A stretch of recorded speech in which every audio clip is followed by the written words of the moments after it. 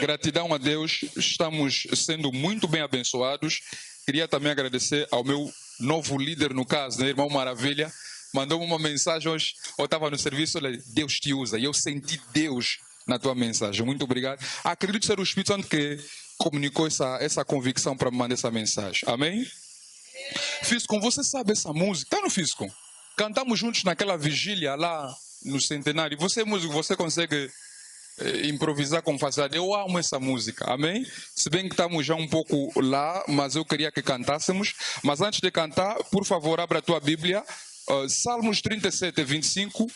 Queria também agradecer, irmão Dimi, homem de Deus, Deus abençoe. Sabe quando você tem a mesma semente com a pessoa, você sente que ele é de Deus. Salmos 37, versículo 25. Quem está lá pode, por favor, nos ajudar com a leitura. Salmos 37, 25. Já fui jovem e agora estou velho, mas nunca vi os justos desamparados, nem seus filhos, nem os grandes. Sublinha isso aí. Diga para o teu irmão, nem os seus filhos mendigando o pão. Mestre, pode avançar. Salmos 112, 1 até 3. Salmos 112, 1 até 3. Aleluia! Como é feliz o homem que tem no Senhor, que tem grande prazer em Deus. Seus descendentes serão poderosos na terra. Essa parte. Os seus descendentes serão? Poderosos. Ok. Serão uma geração abençoada de homens íntegros. Grande riqueza há em sua casa, e a sua justiça dura para sempre. A luz raia nas trevas para o íntegro, para quem é misericordioso, compassivo e justo. Feliz é o homem que empresta com generosidade e que com honestidade conduz os seus negócios. Amém?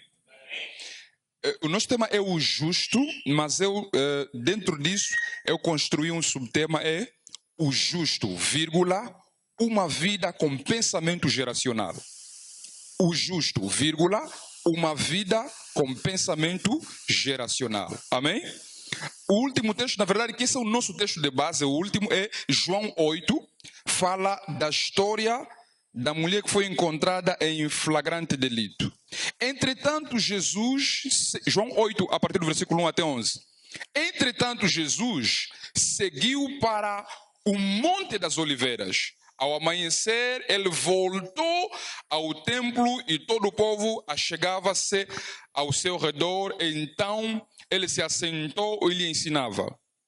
Os escribas e fariseus trouxeram até ele uma mulher surpreendida em adultério. Forçaram-na a ficar em pé no meio de todos. E disseram a ele: Mestre, esta mulher foi apanhada em flagrante ato de adultério. Assim sendo, Moisés, na lei, nos mandou que tais mulheres sejam apedrejadas. Todavia, tu, o que dizes a este respeito?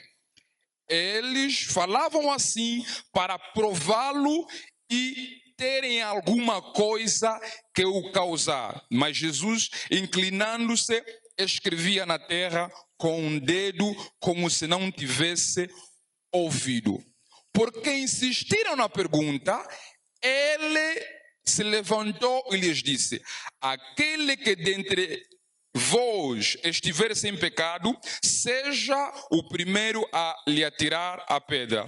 E novamente, diga comigo, novamente, inclinou-se e escrevia na terra. O versículo 9 vai falar assim: então aqueles que ouviram isso, sendo convencidos pela própria consciência, foram se retirando um por um, começando pelos mais velhos até os últimos. Jesus foi deixado só e a mulher ficou onde estava. O 11 e o 10 e o 11 podemos deixar mais tarde. Amém? Mas também por conta do tempo, Mano Fisco, vamos cantar depois, porque há uma necessidade de gerirmos o tempo. Vamos orar. Senhor Deus, graças te damos por essa oportunidade que tu nos dás de te servir, mas sobretudo em especial servir aqui em casa, Deus. É um prazer, mas também é uma responsabilidade. Oramos que o Espírito Santo toma controle dessa mensagem. Fala por meio de mim. E na medida em que eu ministro a tua palavra, Deus, que o Espírito profético, sim, Senhor, isso mesmo, o Espírito profético vai segurando, vai tomando conta, Deus, da vida, do Espírito, da alma de cada um. Porque eu sei onde o Senhor vai nos levar nessa noite. Então o Espírito profético vai operando no nosso meio, no poderoso nome de Jesus. Amém? O nosso subtema é o justo, vírgula, uma vida com pensamento geracional. Amém? Quando nós falamos sobre justiça ou justo, vamos encontrar que é impossível quase falar do justo sem falar da justiça, porque a justiça acaba sendo a expressão da ação do justo. Aleluia? Mas existem dois aspectos fundamentais quando tu olhas para a Bíblia ao tratar desse assunto. Há dois aspectos fundamentais que caracterizam principalmente esse assunto. É o aspecto das obras, das ações, mas também da fé. Quando tu olhas para a Bíblia com muito cuidado, vais perceber, sempre que estiverem a falar sobre justiça, sempre que estiverem a falar sobre justo, estará mencionado a questão de obras, a questão de ações, mas também estará mencionado a questão da fé. Razão pela qual a Bíblia fala que o justo viverá pela fé. Ou seja, a fé é a base, é o critério, é o princípio da vida do justo. Só que a própria Bíblia está a dizer que a fé sem obra é morta. Nessa mesma fé em que o justo se move, nessa mesma fé também são demonstradas obras de justiça. Então, existem dois aspectos fundamentais quando nós falamos de justiça e justo, é que vai estar sempre envolvido a fé e vai estar sempre envolvido as obras. Amém? Não vejo meu pai espiritual, tá onde? Tem que começar a me avaliar. Aleluia! Mas quando nós olhamos para João capítulo 8, nós encontramos aqui, a Bíblia fala que fariseus e escribas, eles encontram uma mulher em um ato, de uma forma flagrante, a cometer adultério.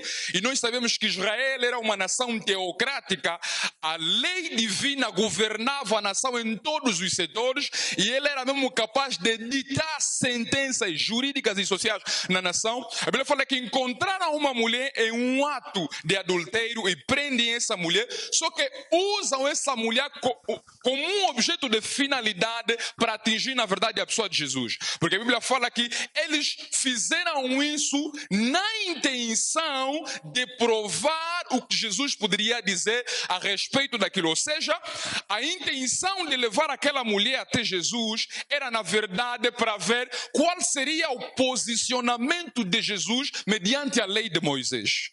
Uma vez Jesus falhando ou tendo um posicionamento errado mediante a lei de Moisés, automaticamente haveriam de encontrar algum motivo para culpabilizar Jesus. Então, esse discurso de João capítulo 8 é um discurso não apenas de uma má intenção, mas uma outra característica que caracteriza esse discurso é um discurso comparativo. Porque vamos dizer assim, mestre, nós encontramos essa mulher a cometer adultério.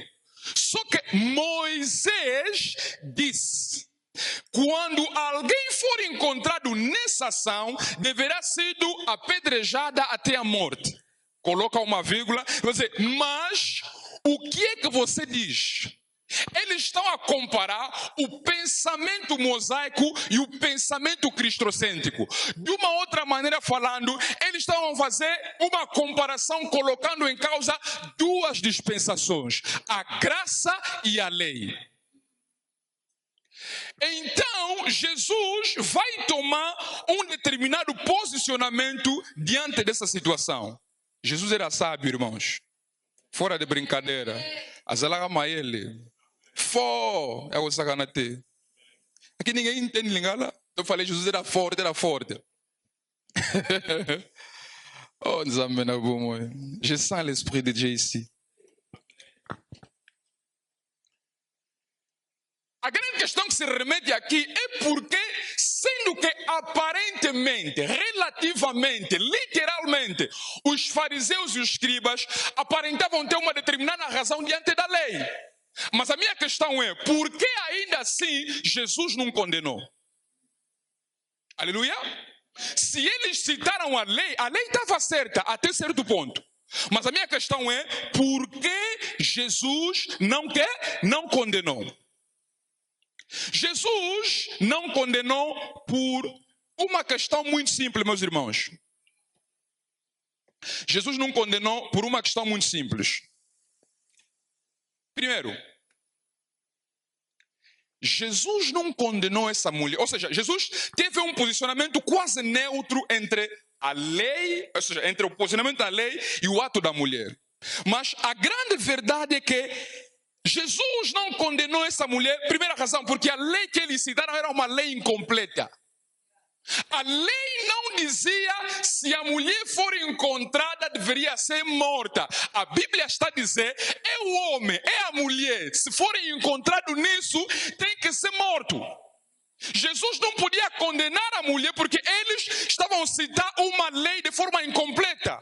E estando a citar uma lei de forma incompleta, Jesus não podia condenar. Você pode ver isso em Levítico capítulo 20, versículo 10. Ele vai dizer que quando um homem e uma mulher forem encontrados em ato de adultério, o homem e a mulher deveriam ser apedrejados até a morte. Deuteronômio 22, 22 até 24 também confirma isso. Esses homens falaram apenas da mulher, deixaram do homem. É como se uma espécie de discriminação. Não apenas falaram só da mulher, deixaram dos homens, é que a lei condenava apenas. Quando eu estou a dizer que a lei é incompleta, oh Deus, obrigado. A lei é incompleta porque no Antigo Testamento a lei faz mais menção na ação do que propriamente na intenção. A lei dizia, se alguém for encontrado a cometer adultério, essa pessoa seria condenado. A graça na pessoa de Jesus diz, se olhar para adultério com intenção de adulterar, você já pecou. Então, a lei era incompleta porque a lei olhava mais pela ação do que propriamente pela intenção. O que Jesus está querendo ensinar aqui sobre a justiça é que justiça é antes o estado interior do que propriamente a ação exterior. Aleluia. Jesus está querendo explicar que a justiça é antes o estado interior do que propriamente a ação interior. Então, diante da lei, é a mulher, é os escribas, pecaram. Pecaram por quê? Porque a mulher pecou pela ação, mas os escribas e os fariseus pecaram pela intenção. Amém? Ça va? A lei é incompleta porque a lei faz menção apenas da ação, mas a graça faz menção daquilo que na verdade é a intenção. Então Jesus está a querer ensinar para nós que quando se fala de justiça, justiça é mais do que sobre aquilo que nós aparentamos fazer. Justiça é mais do que aquilo que os homens pensam ser justiça. Justiça é antes o estado do coração. Por isso é que eu acredito que muito advogado cristão vai no inferno. Porque ele tem consciência que o cliente dele errou, mas ele vai usar de grandes artimanhas, conhecimento científico possível para deliberar o caso. Mas interiormente ele está consciente de que ele está errado. Que Deus faça da Kevin uma grande advogada, com princípios. Amém? Deus te dê sabedoria de criar um estatuto no teu escritório de advogado, onde que os teus clientes vão se comprometer em determinados critérios teus por causa da tua fé cristã. Aleluia. Então, Jesus está a mostrar que a justiça é antes uma questão interior do que propriamente uma questão exterior. Mas, quando eu disse que parecia ser um discurso comparativo entre a lei e Moisés, Se os irmãos olharem muito bem para o texto, irmão Maravilha, vamos perceber que havia 2 vezes que Jesus escreveu no chão. Quando eles falaram assim, mestre, Moisés disse que em tais casos a mulher deve ser apedrejada e tudo mais. A Bíblia fala, Jesus não respondeu, escreveu no chão. E quando ele escreveu no chão, fez o quê? Silêncio. A Bíblia fala que insistidamente perguntaram para Jesus, mestre, eles insistiram na questão. E dessa vez, Jesus agora fez o quê? Ele levantou, respondeu, quem dentre vocês está sem pecado, seja o primeiro a tirar a primeira pedra. A Bíblia fala que Jesus fez o quê? Voltou de novo a escrever no chão. Se a pessoa que tem que falar bem de justiça aqui é ele. Ele é mestre. Agora, mestre, quando a Bíblia está a dizer que, primeiro, falaram, escreveu, não respondeu. Voltaram a falar, respondeu, escreveu. Ele escreveu 2 vezes, escreveu no mesmo lugar. Se ele escrevesse pela segunda vez, no mesmo lugar, o que ele escreveu na segunda vez não tinha que ser entendido. O que significa dizer, para escrever a segunda vez, ele teve que apagar a primeira vez para escrever a segunda vez. Razão pela qual o Paulo disse, ele rasgou a cédula da nossa condenação. A primeira vez apagou a lei de Moisés, a segunda vez escreveu graça. Sim, pecou, mas tem direito à minha misericórdia. Jesus escreve 2 vezes aí. Amém? Agora está a sentir feliz, Paulo, né? Como Bima. Come on! Jesus escreve aí 2 vezes. Quando escreve a primeira vez, lei, significa dizer é verdade, mas está incompleta. Apagou. Graça, todos merecem da misericórdia. Jesus teve um posicionamento neutro, mas teve um posicionamento que não lhe colocava nem culpado da lei, mas queria dar uma lição sobre os aspectos da misericórdia. Mas se esses homens tinham a intenção, e a intenção desses homens era dupla, era não só de condenar Jesus, mas usaram a mulher para condenar Jesus. Ou seja, para eles tinha que ser, a mulher está condenada, e Jesus também está.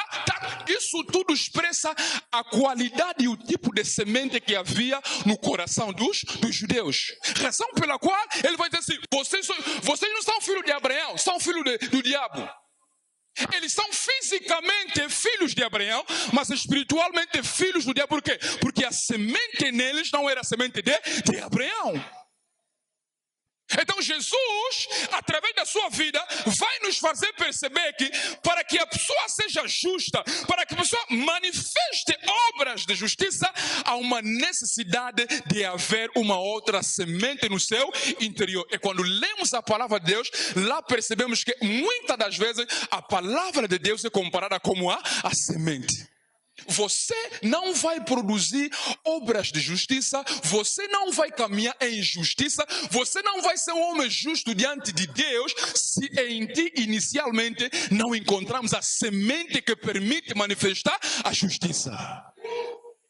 Há uma necessidade de ter em nós a semente que nos permite produzir a justiça. E essa semente, oh Deus, obrigado.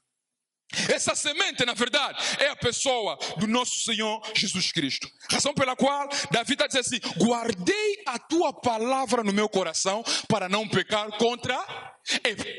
Pedro vai crescer na revelação, ele vai dizer assim, vós foste regenerados não com uma semente incorruptível, mas uma semente viva. Aquela semente é a palavra de Deus. Calma aí, irmãos, a palavra de Deus é que é essa. Só que o Pedro está a dizer que a semente pela qual foste gerado é uma semente viva. Ora, se é viva é uma entidade. Então a semente que Pedro está a dizer ali não é uma semente literal, é a pessoa do Senhor Jesus. Quando você tem a pessoa do Senhor Jesus Cristo em ti, você está habilitado a começar a manifestar obras de justiça. Aleluia. E se você não tem a palavra de Deus no teu interior, a possibilidade de você começar a manifestar obras de justiça vai ser difícil. Por quê? Porque você não tem aquilo que te habilita a manifestar isso. E essa palavra que é comparada como semente, no mundo da revelação, Jesus muitas das vezes chamou ela de Espírito. Ele diz assim, a palavra que eu vos tenho dito são Espírito e vida. O Espírito não é a força ativa de Deus, o Espírito não é algum poder, o Espírito é a terceira pessoa da Trindade que está a operar na dispensação da graça. Aleluia. Oh meu Deus. Tá vendo? Nós temos que começar a agradecer a Deus por aquilo que Deus tem nos dado. Às vezes, quando se fala assim, parece que a pessoa está a bajular, parece que a pessoa... Mas não é sobre isso. O meu pastor está aqui, sabe? Eu estou aqui na igreja há 3 anos, nunca pedi púlpito. Eu falo por certeza do que eu estou a saber. O pastor Feliz para nós é uma riqueza nacional. Ele explicou assim uma coisa ontem, ele disse assim, o Gênesis é um livro de sementes de verdades espirituais que desenvolve em toda a Bíblia e tem a consumação em Cristo Jesus. Agora, quando tu olhas, por exemplo, em Êxodo, a Bíblia está a dizer que na peregrinação de Israel do Egito para o mar para a terra prometida, a Bíblia fala assim, quando a nuvem caminhava, Israel caminhava. Quando a nuvem parava, Israel também. Em outras palavras, não era Israel que determinava o movimento da nuvem, era a nuvem que determinava o movimento de Israel. Aquela nuvem é o símbolo do Espírito Santo, a qual João disse, o Espírito de Deus vos guiará em toda verdade. Você não pode manifestar as obras de justiça sem a pessoa do Espírito Santo. Não é nascer falta de vontade para adulterar, não é nascer falta de vontade para fazer para corromper, mas à chaque fois que tu veux le faire, il te dit, non, tu ne peux pas faire ça, tu es enfant de Dieu, você não pode fazer isso, você é filho de Deus, e o amor por ele é tão grande, você não faz. É a razão pela qual o apóstolo cresce na revelação, vai dizer, já não é mais que vivo, é Cristo que vive em mim. A vida do Cristo é viver em ti, é a vida do justo, é a vida da justiça. E isso é possível quando o Espírito e a palavra operam em ti. Razão pela qual nós dissemos assim, numa escola teológica do Luiz, quando o Espírito e a palavra concordam, dizemos, Jesus é o Senhor. Você não pode manifestar justiça, você não pode ser justo sem ter em ti o Espírito e a palavra. A Bíblia fala assim, quando o Espírito vier, ele vos guiará em toda, não dirá desse, ele vai falar do que ele ouviu. Quer dizer que o Espírito Santo também é um cachico de Jesus. Ele fala, oi, fala assim no Lucomo, fala assim, fala. Aleluia! O Espírito Santo, juntos com a palavra de Deus, é a base para manifestarmos as obras da justiça. Aleluia! On ne peut pas être juste par nous-mêmes. Não podemos ser justos por nós mesmos. Há uma necessidade. Beleza.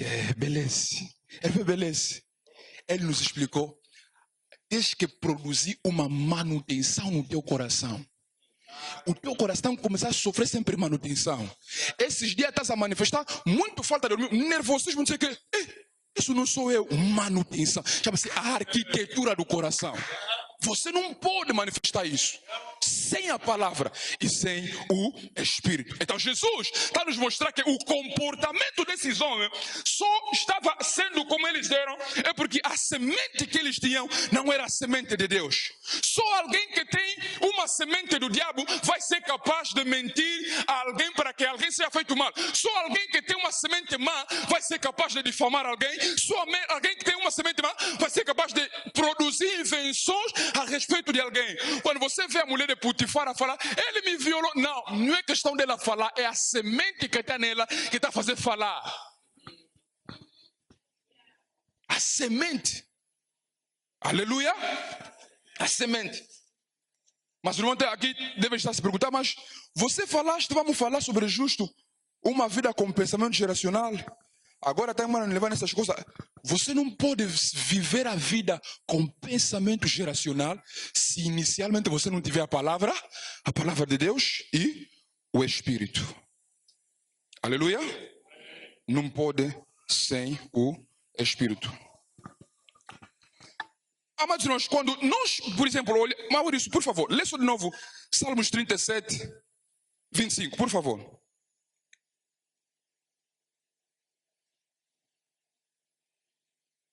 Salmos 37, 25. Salmos 37, 25. Já fui jovem e agora sou velho, mas nunca vi o justo desamparado, nem seus filhos mendigando. Se os irmãos prestarem atenção, aí fala de 3 períodos importantes. Fala da juventude, fala da velhice, mas também fala do futuro da descendência.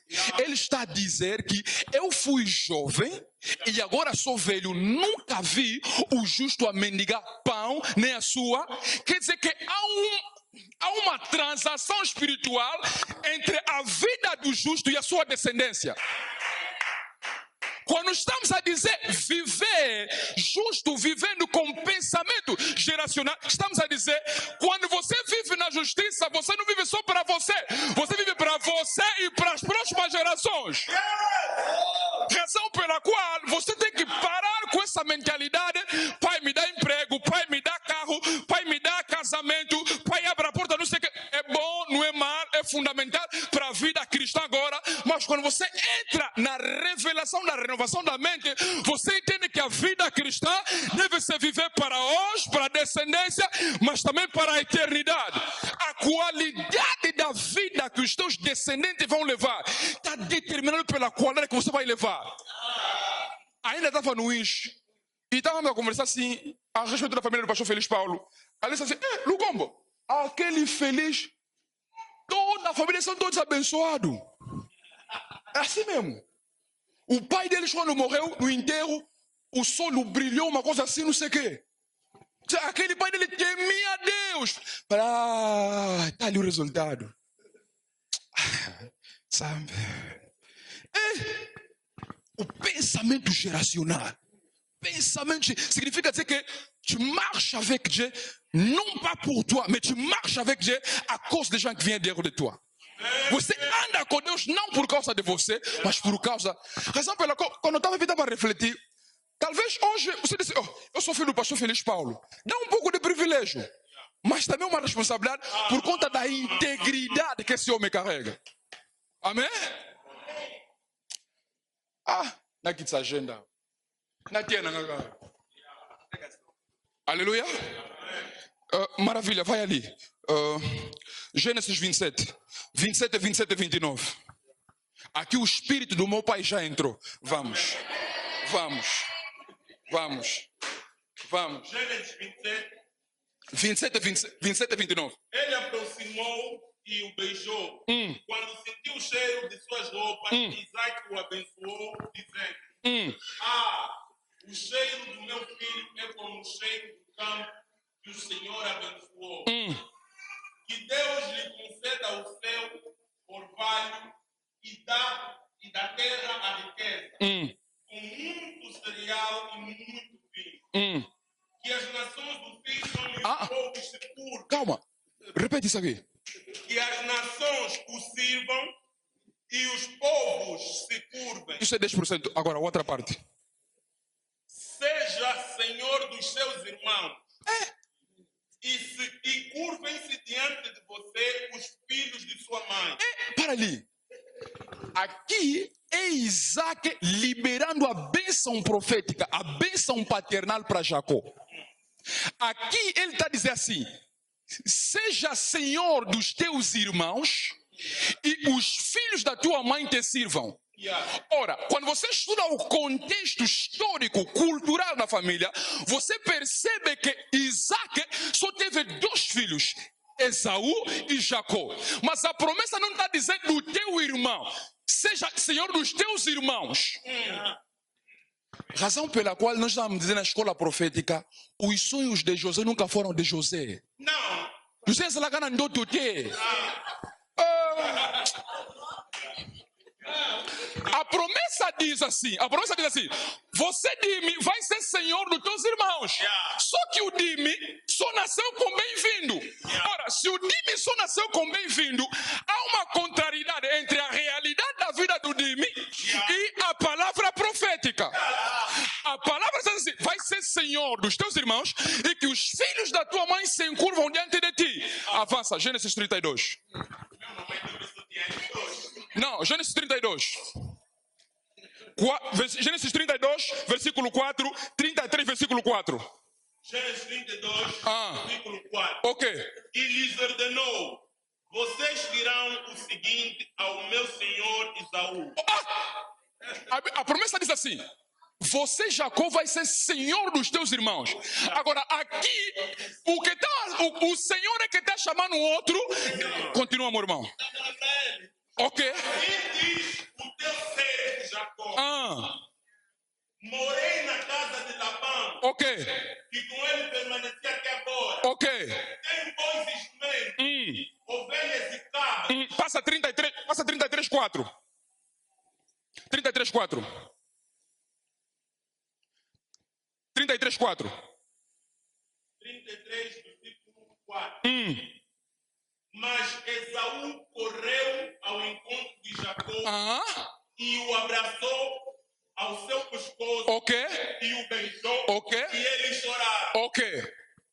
Então Esaú ergueu o olhar e viu as mulheres e as crianças e perguntou: quem são estes? Jacó respondeu: são os filhos. Pode parar por ali. Muito obrigado, meu irmão.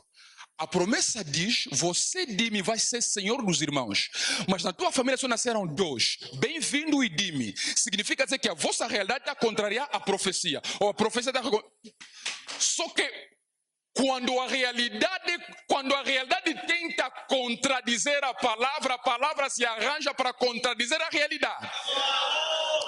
E agora a Bíblia está dizendo: aquele que tinha que ser senhor vai se prostrar naquele que tinha que chamar de senhor. Significa dizer, está a haver uma contrariedade entre a vida real e a palavra profética. Só que a Bíblia fala que a palavra de Deus é fiel e ela não volta sem que antes ela venha se cumprir. Aleluia. Só que o que acontece? O Jacó que vai é enganador. O Jacó que volta já não é o enganador, é o enganado. Quando ele volta no Vale de Jaboque, ele se encontra aí com um homem que em Teofânia se encontra com Deus. E aí acontece, vamos supor e fazer um tipo do novo nascimento de Jacó. Ele se converte com Deus e vai se encontrar. Esaú só não mata Jacó porque o Jacó que foi não é o Jacó que veio. O que foi era Jacó, o que voltou era Israel. Razão pela qual, quando Deus muda a tua identidade, os bruxos vão passar mal para matar a tua vida. Não vão te encontrar, porque a tua identidade mudou. Mas agora, a minha questão, na verdade, isso é só um bônus. Vamos avançar na revelação. Gênesis 37, versículo 3. Se você for a ACF melhor, Gênesis 37, versículo 3. Gênesis 37, versículo 3. 37, versículo 3. E Israel amava José mais do que a todos os seus filhos, porque era o filho da sua velhice. E fez-lhe uma túnica de várias cores. Você sabe. Essa é a parte que nos interessa. Se você avançar, Mano Maurício, vais entender que os sonhos de José não vêm antes da túnica, vêm depois da túnica. A Bíblia está a dizer que a túnica era de multicolores. E quando vamos estudar profeticamente o que significa isso, voltamos na revelação do nosso Pai a partir de Noé, na aliança com Deus e Noé, entendemos que a túnica multicolor, símbolo do arco-íris, significa dizer, Dime, você é profético, toma. Aliança entre Jacó e José. Ou seja, quando Jacó pega a túnica de multicolor e pega isso, transfere para Jacó, as promessas, as palavras proféticas que estavam em Jacó, a partir da aliança, saíram de Jacó, foi até José. Razão pela qual os sonhos vai dizer assim: vi 11 feixes se dobrando diante de mim. É os teus irmãos que se prostrarão diante de você. Porque em Gênesis 32 já é o local em que Jacó vive a transformação com Deus. Aquela transformação lhe deu uma nova identidade. Ou seja, antes Jacó era injusto e enganador, mas quando se encontra com o homem, ele se torna homem de Deus, filho de Deus. O que Deus não cumpriu diretamente na vida de Jacó, cumpriu através do filho de Jacó. Por isso é que Feliz Paulo não é só Feliz Paulo. Feliz Paulo é Nazariel, é Chatiniel, é Mandrake. O pastor feliz não tem vida suficiente para viver todas as coisas que Deus lhe tem prometido. Algumas coisas, a mãe velha vai chegar a 80 anos, vai morrer, entre aqueles 5 vai aparecer um, do nada resulta, igreja de 3 meses, 5 mil almas. É o quê? Há um pai atrás que viveu em justiça e santidade, e a aliança do pai com Deus está a gritar a favor do filho.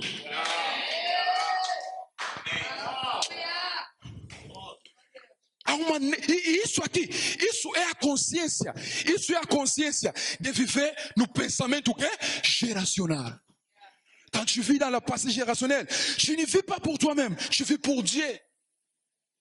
Deus, antes do Ezequiel nascer, antes da Emanuela, 2 semanas antes do casamento, orando em casa, o Espírito falou para nós: vocês terão um filho chamado Ezequiel, será profeta do Eterno. Irmãos, eu tenho promessas terríveis da parte de Deus. Terríveis mesmo. Isso não é orgulho, terríveis. Mas vejo, não vou viver tudo. E há coisas que eu não vou viver, o Ezequiel é que vai viver. E profeticamente, meu Deus, quando eu estou a ler, ele está lá como não sai. Está lá, papá, gosta de livro, gosta de material.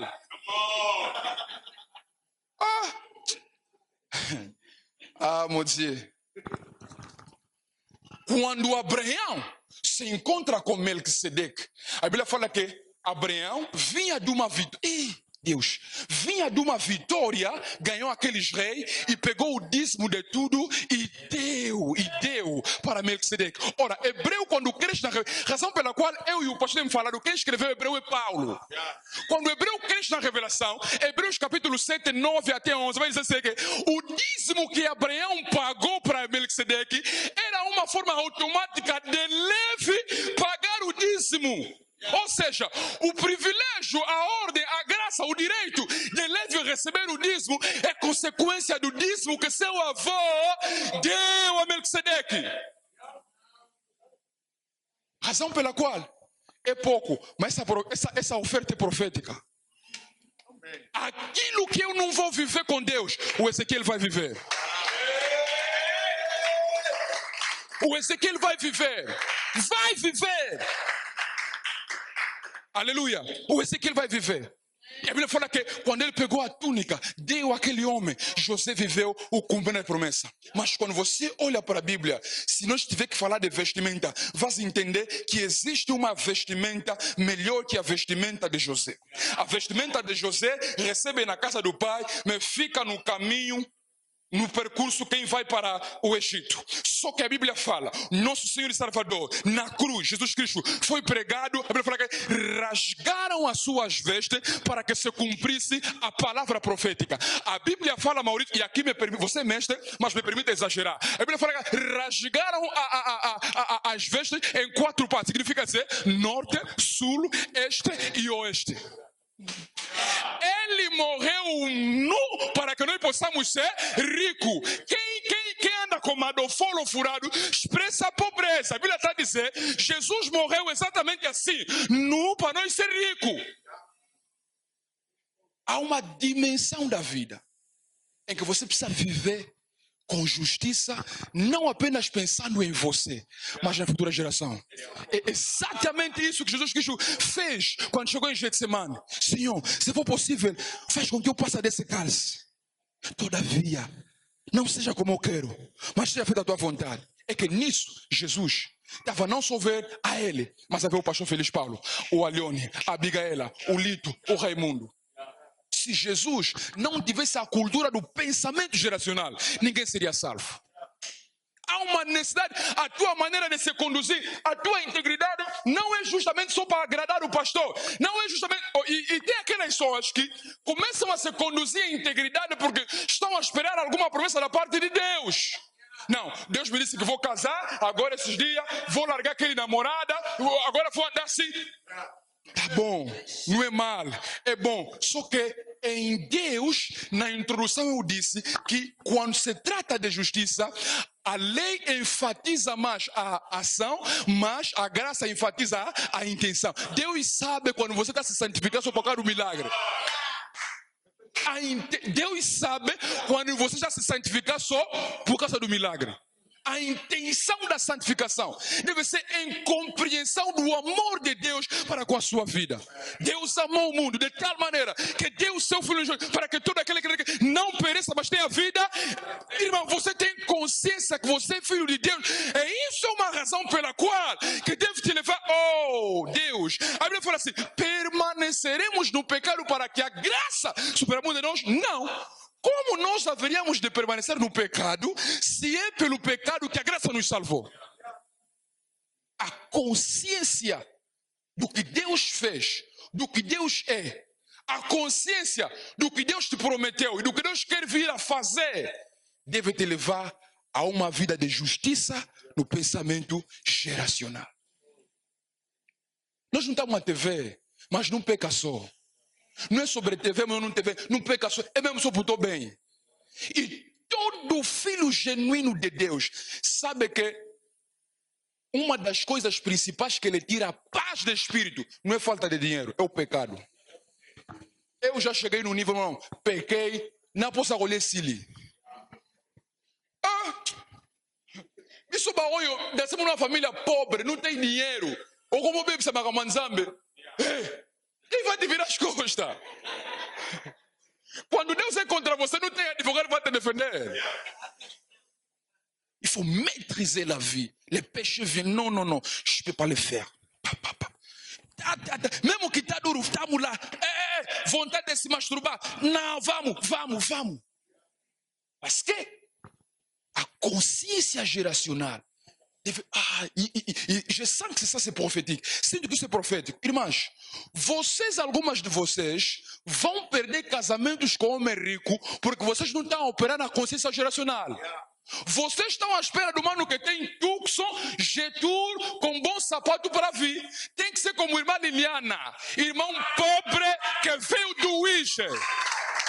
Irmão pobre que veio do Ige, um pouco fusco, se encontrou com um bom padrinho, lhe arranjou, mas acabou como Simba.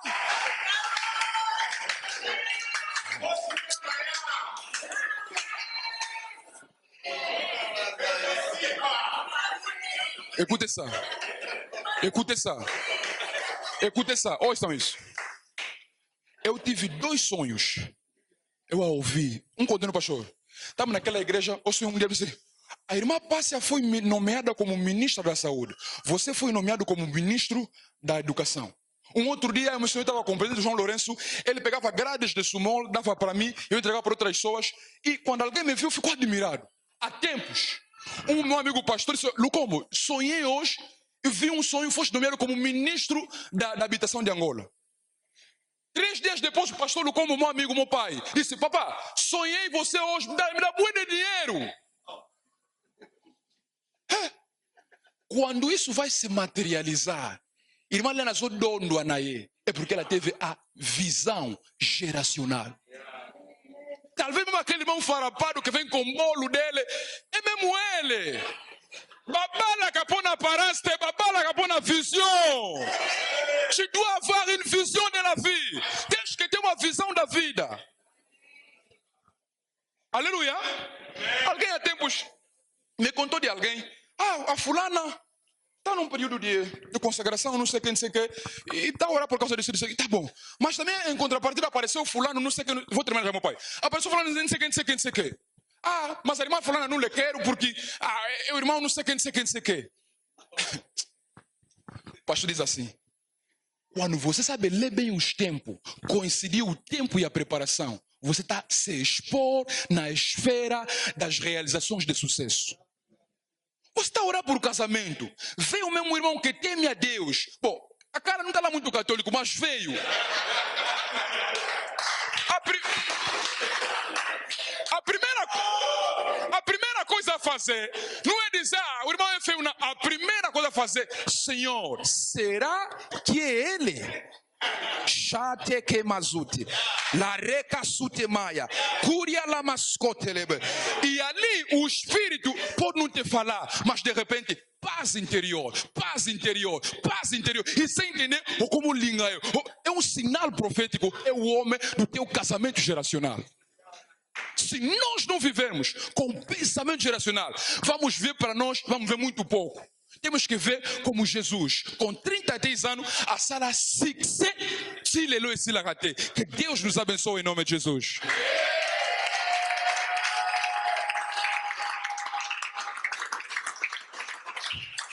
Aleluia. Vamos colocar de pé.